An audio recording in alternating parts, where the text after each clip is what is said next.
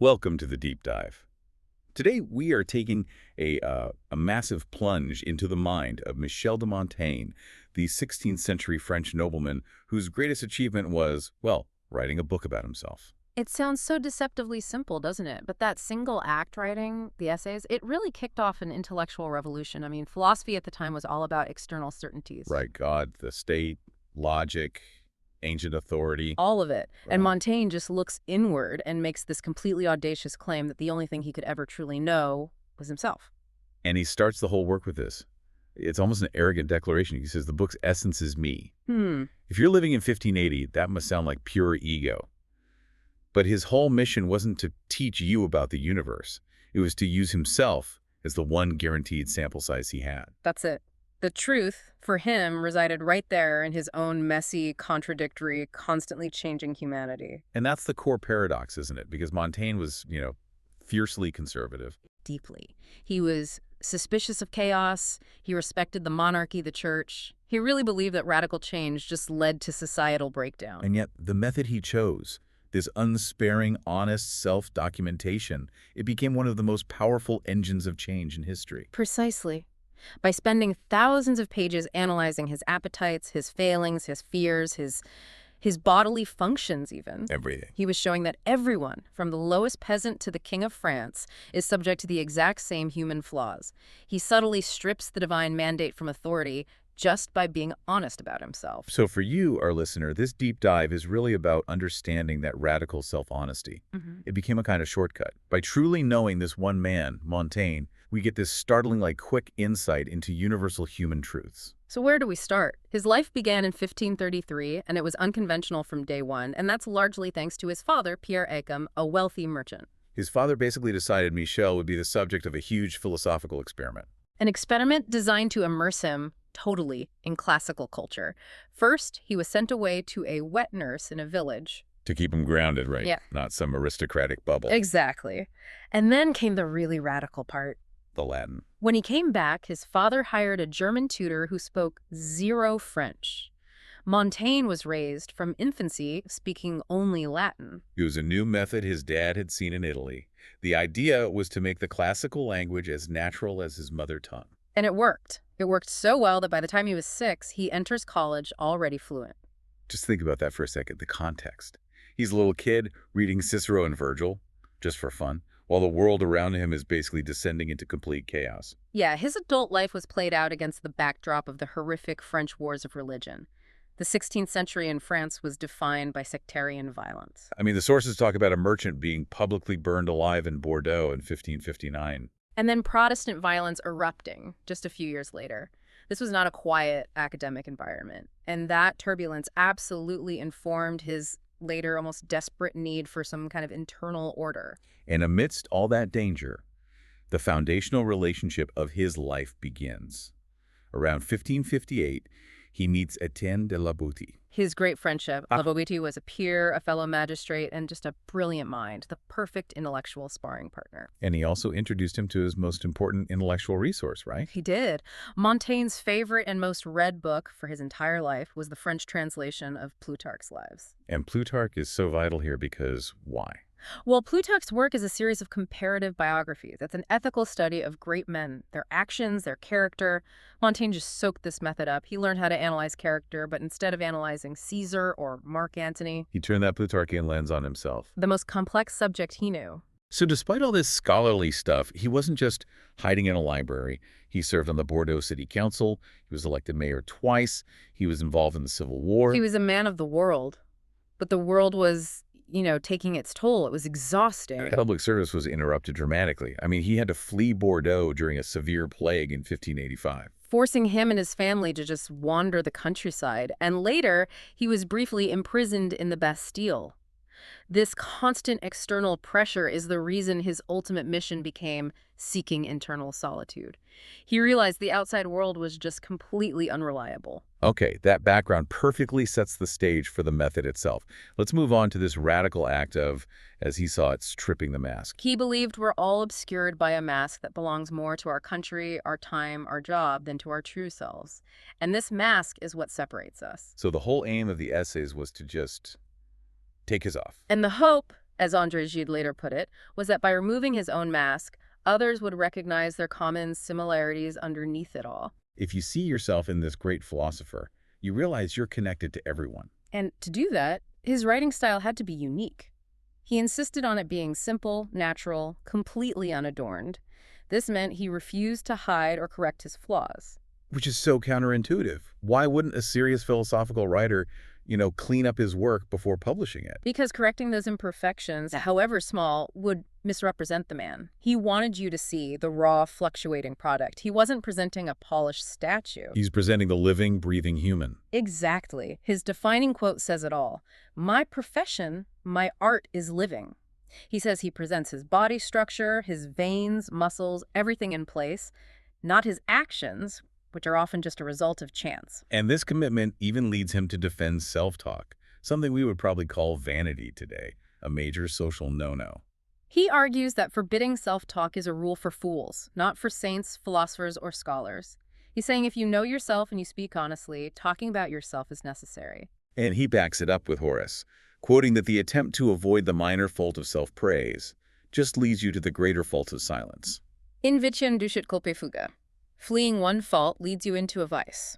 If you're so terrified of sounding vain that you refuse to speak honestly about your own nature, you commit the bigger sin of self-censorship. You deny others the chance to truly know you. It puts self-documentation above a kind of false humility. And that sets the stage for what I think is the core philosophical insight of the essays, the sheer fluidity and instability of the human soul.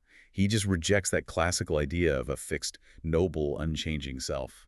He finds that notion completely alien to his own experience. He writes, "No lasting mortal existence, we in our thoughts constantly flow." He saw internal contradiction as the defining feature of being human. He describes himself as constantly contradicting. Shy one moment, brazen the next. Generous or greedy, depending on his mood, his appetite, or even, and this is my favorite part, a painful callus on his foot. I love that he attributes such profound changes in character to something so mundane. It just shows how deeply he felt the connection between the physical and the psychological. It connects his philosophy immediately to daily life. If a nagging pain can change your attitude, how can you claim to possess some fixed, rational soul? He illustrates this brilliantly with the anecdote of the Emperor Nero. Nero, yeah. The symbol of absolute cruelty. The ultimate villain. And Montaigne recounts how Nero was so emotionally moved by having to sign a single death warrant that he cried out he wished he couldn't write. Even the soul, most seemingly fixed and evil, is subject to this sudden human flux. This recognition of the inseparable nature of body and mind, it led him to a radical rejection of asceticism. Which was very popular then. He found tormenting the body to be a sin. The mind and body are a single system. The soul's duty, he argued, isn't to battle pleasure, but to protect and refine it. He brings in Horace again to support this. If your stomach, sides, and feet are healthy, royal riches can add nothing greater to your happiness. He's telling us that real philosophy begins with just taking care of yourself physically. But what's really insightful, and maybe a little dark, is his observation on the folly that comes from this mind-body conflict.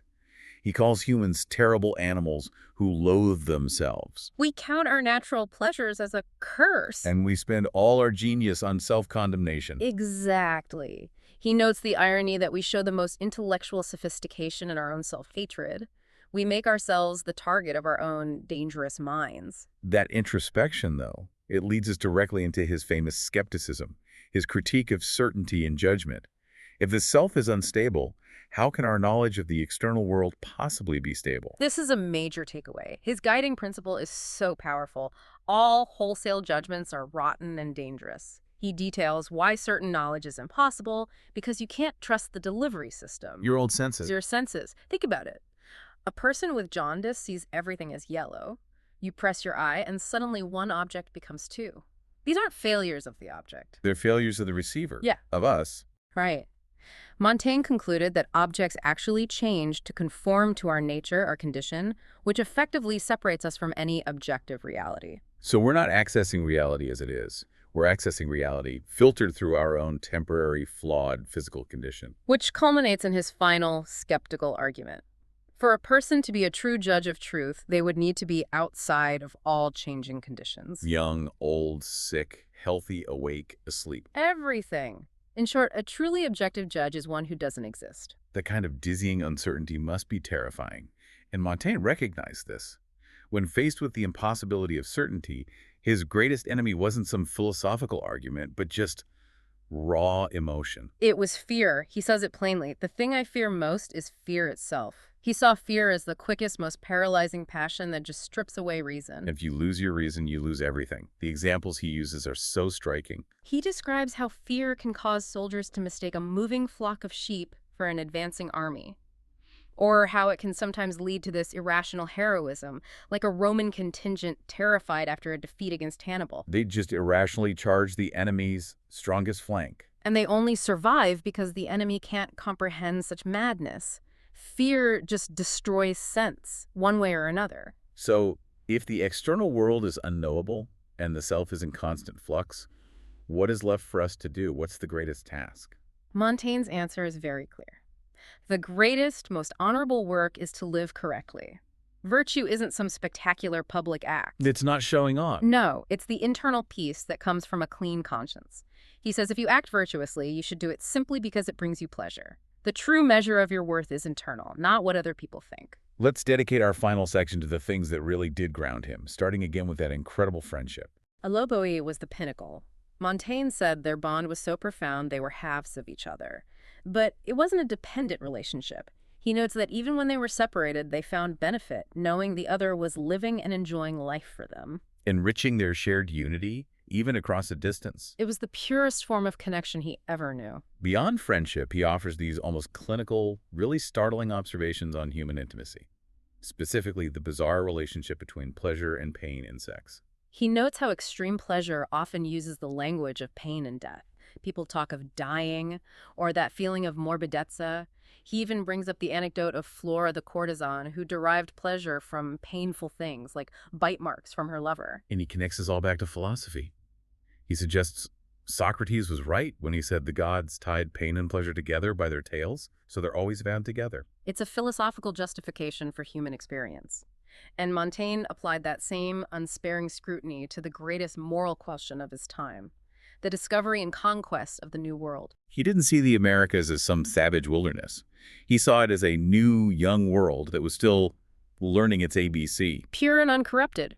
He used it as a moral measuring stick for European civilization, and, well, the conclusion was damning. He lamented that Europeans conquered it not through superior virtue, but by exploiting the natives' greatest virtues. Their honesty, their sincerity. Their lack of guile.